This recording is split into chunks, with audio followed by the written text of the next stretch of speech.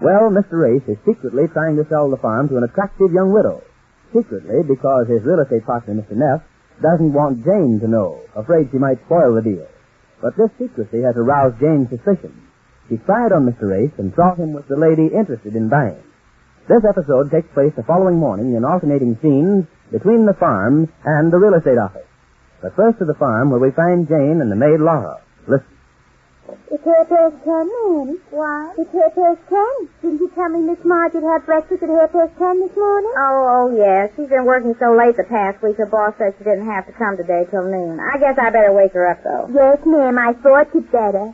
Marge? Yes, Jane? Are you up? It's 10:30.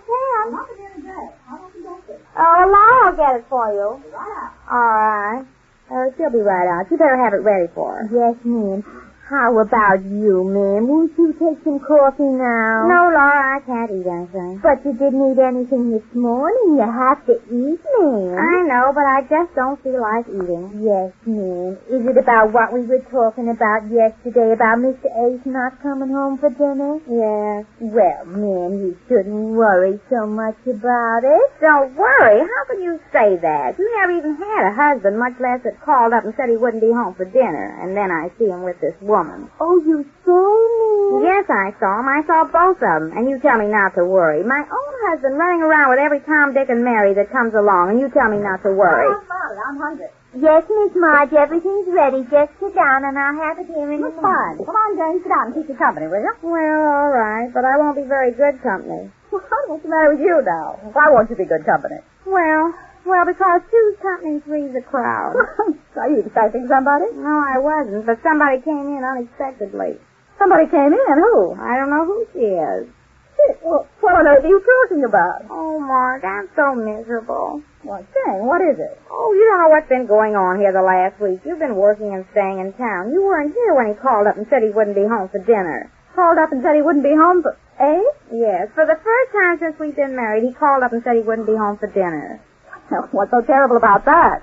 What was it, business? Business. Well, it must have been. What did you say? Oh, he said business. They all say business. They all... What are you saying? If he said he had to stay downtown for business, he did. Oh, sure. Sure, you know, Ace. His word's his bond. His blonde, you mean? Blonde? Yes, we saw him with her. Saw him with... Now, wait a minute here. Listen to what you're saying. I heard me. I said we saw him coming out of his office with this woman. We? Who's we? Neil and I. Neil, well, where does he fit into this? He knows all about it. He was taking me to the office to prove to me that there was nothing to it. But we just got there in time to see him walk out with this woman. Well, I can't... Well, did Ace see you? No, we were across the street. Well, who was she? Did you know her? I never saw her before from Adam. I didn't even get a good look at her. Here is some eggs, Miss Marge. Oh, thanks, Laura. You haven't drank your orange juice yet. I will. Just leave everything. That'll be all, thank you. Yes, ma'am. Won't you have some coffee, ma'am? No, thanks. But you have to eat something. I declare, Miss Marge, she's going to get sick the way she's carrying on about the mister. The way she... Are you in on this, too? Oh, yes, I know all about it, ma'am. I was here the day he called up and said he wouldn't be home for dinner. Oh, you were? Oh, yes. I had to laugh when he said business. Oh, you had to laugh? Yes, ma'am, they all say that. I remember Mr. and Mrs. Winters, the people I used to work for before I come here. He was always calling up and saying he wouldn't be home for dinner. Just like I told Mrs. Ace. I said... That'll be all, Laura. You can go back to your kitchen. Yes, ma'am. Yeah, I don't know what some people get so mad about. I keep changing. I'm ashamed of you. You picked a fine one to discuss this with, Laura. Well, she was here when he called up. She heard the whole thing. I can see where she put in her 2 cents worth to upset you. Now, I don't know anything about this other than what you've just told me, but I'm going to have a talk with Neil as soon as I get into town and find out some more. He'll tell you what we saw. Well, I still won't believe what you're believing. Probably some business. Didn't you ask him anything about it? Well, not right out. In a sort of a roustabout way, Don't. Don't what? Don't say anything about it. It's most likely some business. Well, why doesn't he tell me if it is? It's probably not important. Now, look, Jane, if he doesn't say anything, you don't say anything. But I saw him with this Now, woman. you listen to me. The way to fight some poison is with another poison. You mean kill her? No, I don't mean kill her. Jane, what's the matter with you? You're talking yourself into a breakdown. You're actually going to start believing all this. But, Marge, I saw him. We both saw him. Now, you leave that to me. I'm having a talk with Neil this morning, the first thing I get into town. Now, you let me finish my breakfast. You cheer of you acting like this. I'll have this whole thing straightened out by tonight. Gotta hurry now. I know we have to show her the farm, Mr. Neff, but if you don't want Mrs. Ace there when we show it to her... No, I don't want her there. I'm taking no chances on her spoiling this tale. Well, I understand that. That's why I say it's not so easy. But Mrs. Adams is getting impatient, and I don't blame her. Well, I don't either. Here we tell her all about this place we've got, and we don't take her out to show it to her. I've been stalling her off, telling her there were men working on it. Well, there is some work being done on it, but that's mostly finished. That's why we've got to take her out there and show her around. Okay, I'm willing. But not as long as Mrs. Ace is on the farm. Well, what do you suggest? Well, I suggest getting her off of it for this afternoon. Oh, I see. And how? How? I don't know. Does she ever come into town? Possibly. I don't think she's coming in today, though. If you're thinking of waiting until she does, Mrs. Adams is going to lose interest in the whole thing. I know she is. She's beginning to already. And I don't blame her. She's been bragging about this place, showing her blueprint. I understand. Now, this was your idea about keeping it from Mrs. Ace. Maybe you have an idea now how we can sneak Mrs. Adams out there without my wife knowing about it. Yes, I have an idea.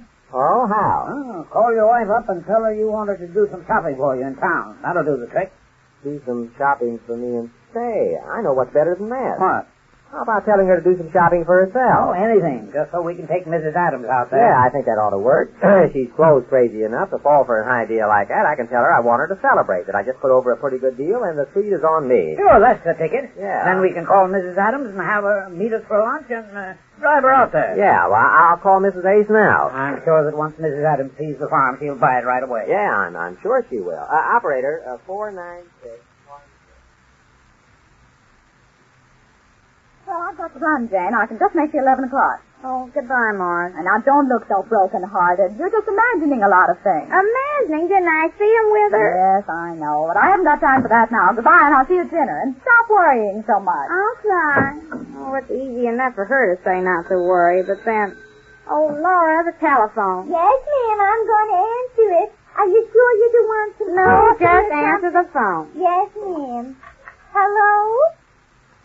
Yes, just a minute, Mr. Ace. It's you, ma'am. It's Mr. Ace. Mr. Ace, if he's calling up to say he won't be home for dinner again, give me that phone. Yes, ma'am. Hello? What? How would I like to go shopping for a nice new dress? Is your conscience bothering you? What conscience? You don't mean to say you haven't even got a conscience. Oh, you don't know what I'm talking about. Or maybe it's because you don't like how I've been looking lately. Maybe you think somebody else looks nicer. Or No, thank you. I don't want to go shopping this afternoon. Are you coming home for dinner tonight? Well, thanks. I say thanks for coming home for dinner. Goodbye. Is he coming home for dinner, ma'am? Yes, he's coming home for dinner. But did you hear what he wanted me to do? Go downtown shopping this afternoon for a new dress. Yes, ma'am. Men are all alike, I guess. What man? All men. That's exactly the way Mr. Winters did when he didn't come home for a whole week for dinner. He'd buy Mrs. Winters a bracelet or something. A bracelet? Well, that's something. Imagine a dress. Well, some men are different, I guess. Well, make up your mind, Laura, before you said they were all alike. Well, I mean, some men are different about what they want to buy for their wife, man. Oh, I wish I had a dime for all the bracelets and necklaces and rings he bought Mrs. Winters. Dime store jewelry? Oh, no, man. Oh, you should have seen them, man. Beautiful. And he wanted to buy me a dress. Well, Mr. Winters never wanted to buy a man. He made him buy him. He scared him into it. Scared him? How? Oh, he always called her lawyer. Lawyer? Oh, yes, ma'am. And whenever Mr. Winters found out that she called her lawyer, that scared him, and he behaved himself for a while. Scared him, huh? Oh, yes, ma'am. He didn't want any trouble with her. Not that one. She was a foxy one. She was a holy terror when she got started. Just by calling her lawyer, she scared him. Every time, If I could scare him, I wonder what that lawyer's name was. Oh, where's our telephone book? It's on the floor, ma'am, under the phone. Are you going to call a lawyer? Oh, I just want to scare him, that's all. I'll be a fox terrier, too, if that'll scare him. Yes, ma'am, that's nice, ma'am. Oh, here it is. If I can remember the name of that company, there were 3 names I remember. Oh, yes, Johnson, Johnson, and Johnson. That's what it was. Johnson, that's J. Yes, ma'am, Jay. Here it is, Johnson. Oh, there's a lot of them. Johnson.